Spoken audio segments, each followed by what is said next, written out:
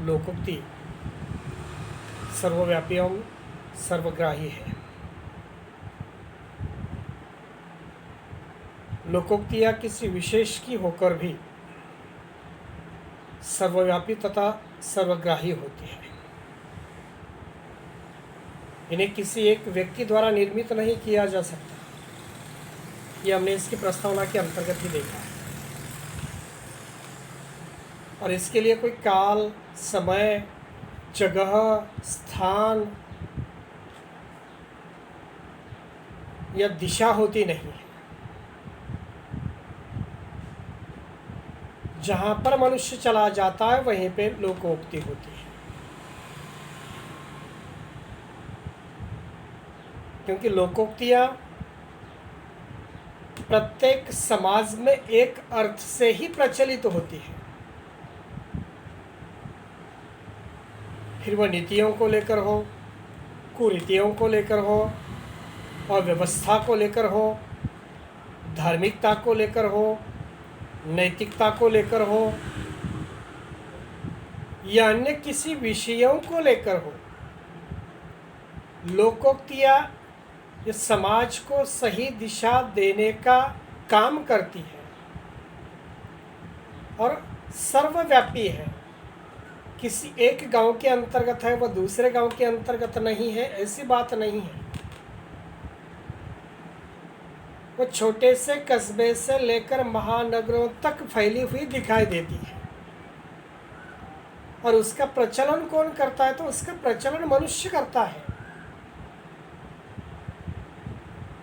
लोकोक्ति का प्रचलन मनुष्य के द्वारा ही होता है। जिस तरह से हम कहते हैं ना कि 4 कोस पर पानी बदले 8 कोस पर वाणी, उस तरह से लोकोक्ति सर्वव्यापी सर्वग्राही है। हर जगह पर वह प्रचलित है।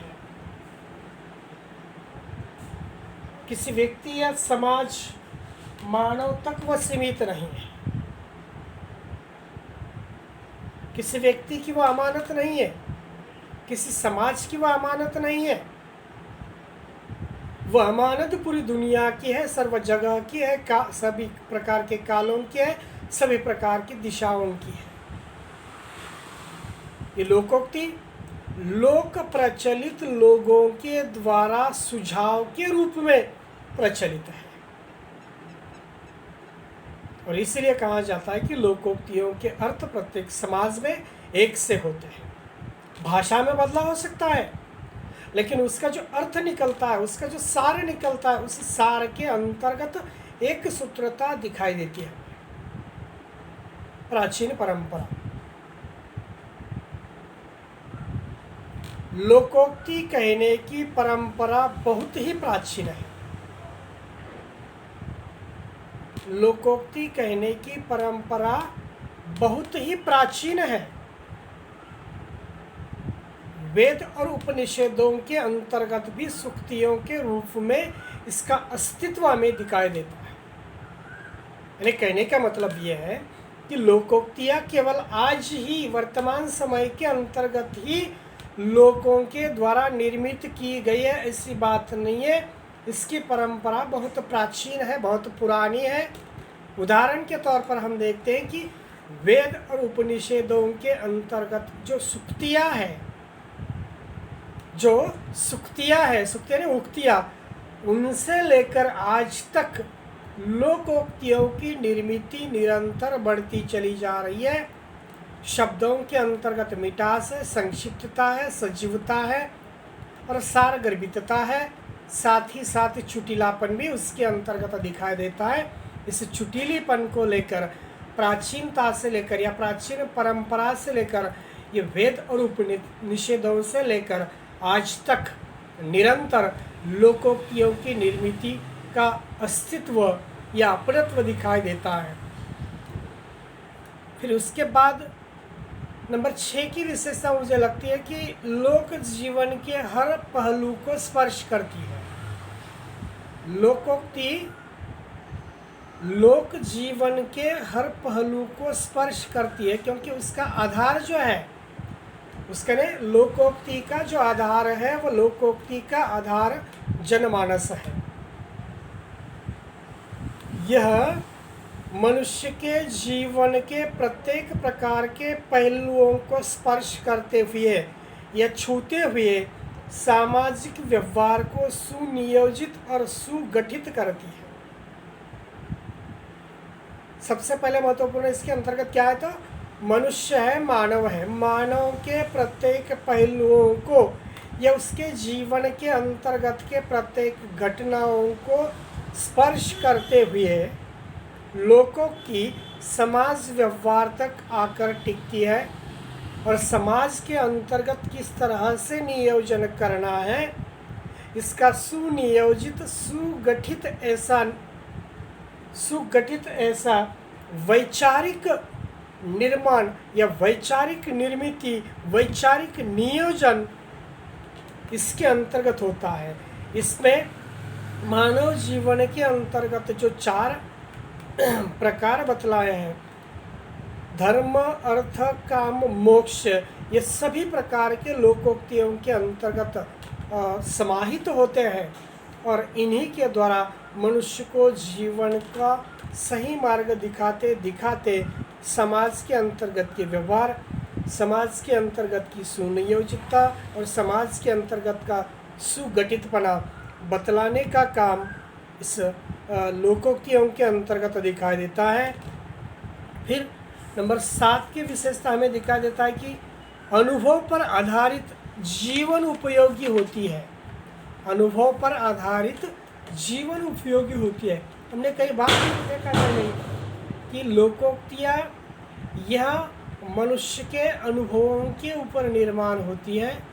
मनुष्य का अनुभव किस प्रकार का हमने देखा है कि मनुष्य ने अपने जीवन से या जिस वक्त इस भूतल पर जन्म लिया है तब से लेकर जिस तरह से उसकी उम्र बढ़ती चली जाती है उसी तरह से अनुभव बढ़ता चला जाता है और अनुभव के साथ साथ मनुष्य के पास शब्दों का संग्रह बढ़ता चला जाता है। जिस तरह से शब्दों का संग्रह बढ़ता है उस तरह से मनुष्य अपने ज्ञान को अपने मस्तिष्क के द्वारा, अपने जीवा के द्वारा उसे व्यक्त करता हुआ दिखाई देता है और जीवन की बड़ी से बड़ी उलझनों को क्षणों में सुलझाने का गुरुत्वाकर्षण का कार्य जिसे कहते हैं, वो गुरुत्वाकर्षण का कार्य लोकोक्ति के द्वारा होता है।